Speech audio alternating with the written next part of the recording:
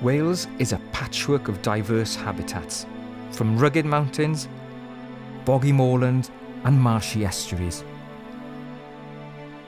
But there is one habitat that defines the Welsh and British landscape like no other.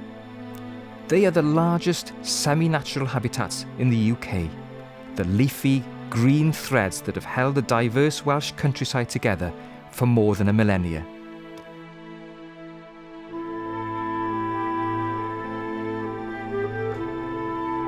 There are over 88,000 kilometres of hedgerows in Wales. That's enough hedge to stretch twice around the world.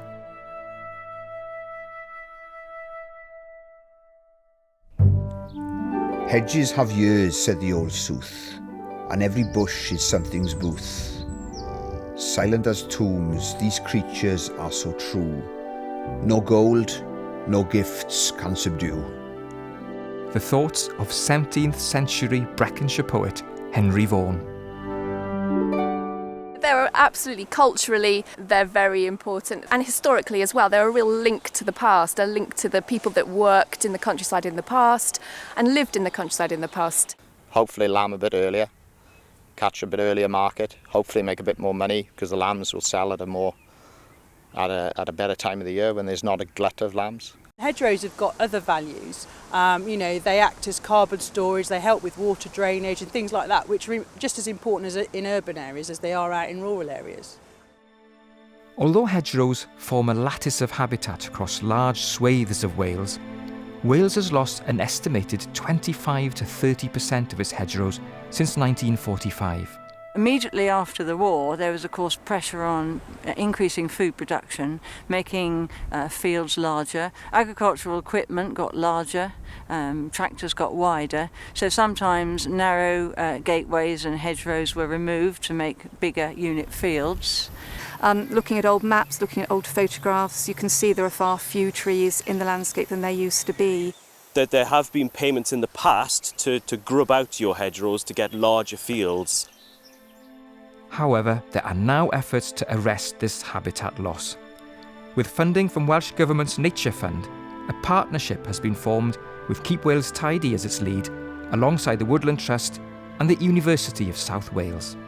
The Long Forest Project is a way really of raising awareness and interest in our hedgerows. It's a practical conservation project, and we do a number of activities from practical hedge laying, which is a very skilled task which people can learn in free training, through to something that is a little bit easier for perhaps the younger members of the community. We do work with schools, which is looking at hedges, thinking about what hedges are, what lives in or around hedges, and what sort of condition hedges are in. What we are aiming to do with this project is to reinforce the importance of hedges and ensure that the people working with them, so farmers and landowners, can sort of sustain them and work alongside each other to make them better. Some of the hedgerows the project has been helping to maintain, manage and restore are ancient. They have been planted on purpose for many centuries to create fields and to keep one set of livestock away from another. A lot of them were planted in the 18th century when the Enclosure Acts came in and fields began to be enclosed. But some hedges actually date from much, much earlier than that. I think there are even examples of Neolithic hedges. Hedgerows are crucial habitats in the Welsh landscape for a myriad of species. Indeed, they are home to 47 species of conservation concern, including 13 which are globally threatened. And if you think about them, they're really connecting through vast areas of the countryside, vast areas of farmed land, and enabling the dispersal of wildlife throughout those areas, connecting up with, for example, areas of woodland, river corridors. So they're a really important way that wildlife moves throughout the landscape. Many species of bats use hedgerows and other linear features for navigation, for foraging, for roosting.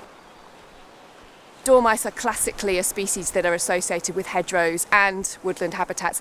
And again, hedgerows are thought to be as important as woodlands as a habitat for dormice. Hedgehogs as well are another species that are associated with hedgerows, and they find really significant, important cover at the base of hedgerows. And again, lots of good foraging, so Hedgehogs will be finding things like slugs and other invertebrates to be feeding on in the damp sort of undergrowth associated with the base of the hedgerows, as well as finding a place to hibernate. Bumblebees are a species that have unfortunately undergone significant declines over the last few decades, and hedgerows are thought to be an important habitat for particularly certain species of rare bumblebee.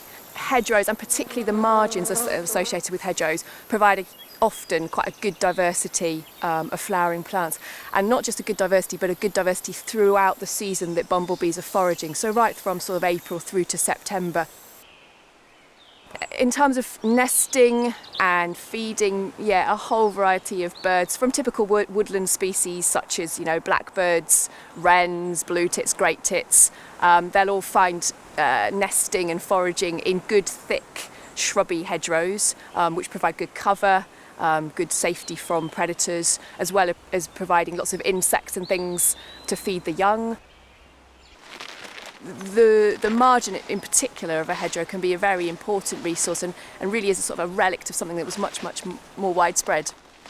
Although the hedges themselves are crucial habitats for these species, there is one other important element of the hedge that is an iconic part of the Welsh countryside.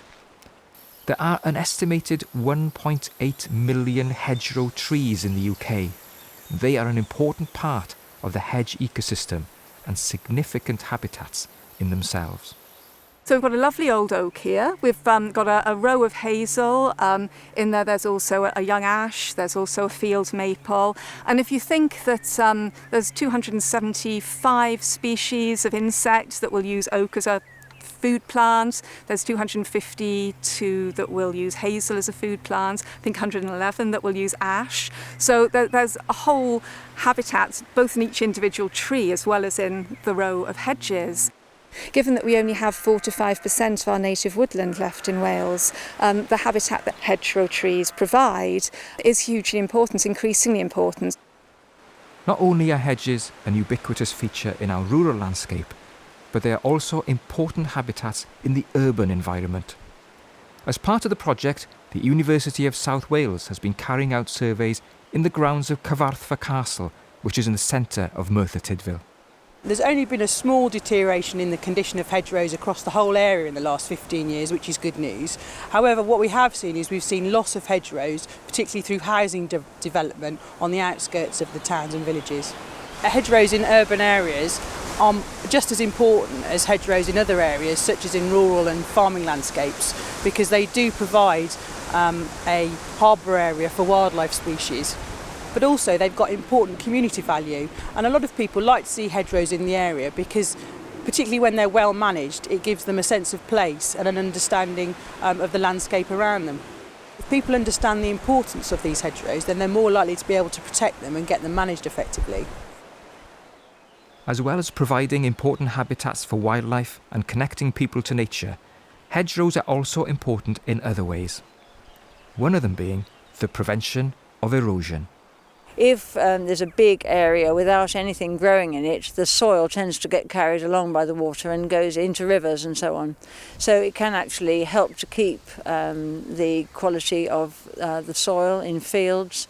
When you have a lot of rainfall, what happens is the water obviously runs into the ground and soaks into the ground, and what the hedgerows will do, alongside other species like trees, they will actually draw the water up and store it, and they will actually slow the rate of drainage into the water table. Stopping flooding and halting erosion of the soil is also important to farmers.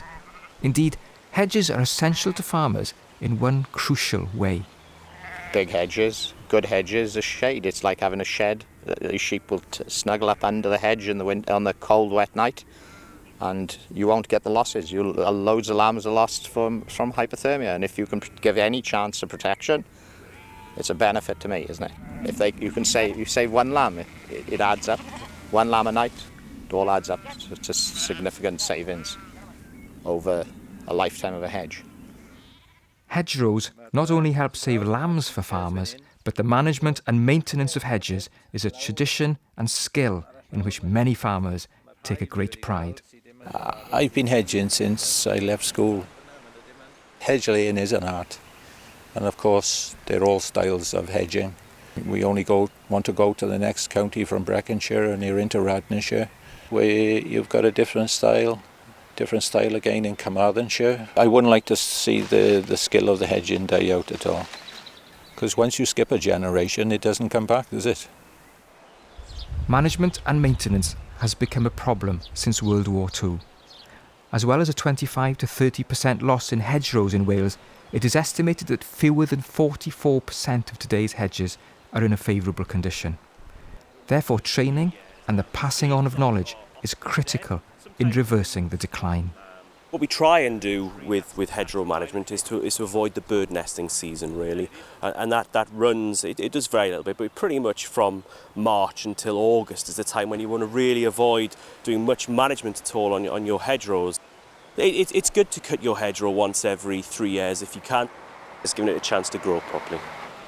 It's always good to not manage an entire area in one go, and the reason for that is it's very useful to have mixed habitats. It's good to have a different age structure, so you can have some young hedgerows, you can have some older hedgerows, some thicker hedgerows, some bushier hedgerows. Again, it creates that variety of habitat which is so important for wildlife. The types of plants that you want to put in there, the native trees really, will depend on what you're really looking for on your land. If you've got a lot of livestock, you're likely to have a much higher proportion of things like hawthorn and blackthorn. But if you're interested in having a diversity of species, there are lots of different wildlife hedgerow packs that you can get a hold of, and from people like the Woodland Trust have great mixtures.